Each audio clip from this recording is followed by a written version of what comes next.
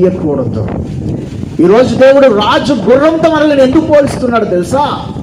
ఈరోజు దేవుడు రాజు గుర్రంతో మనల్ని పోల్చడానికి కారణం ఏంటో అంటే, ఎట్టి పరిస్థితుల్లో కూడా మనము వెనుకడుగు వెయ్యకూడదు.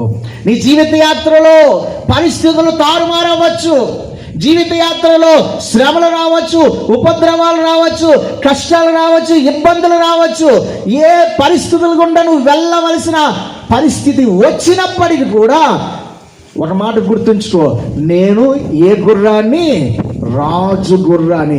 ఎట్టి పరిస్థితుల్లో కూడా నేను వెనుకడుగు వేయడానికి వీలు లేదు. అది దేవుడు చెప్తున్నాడు. అందుకే మనలను ఫరో రథాశ్వములతో దేవుడు పోల్చుతున్నాడు.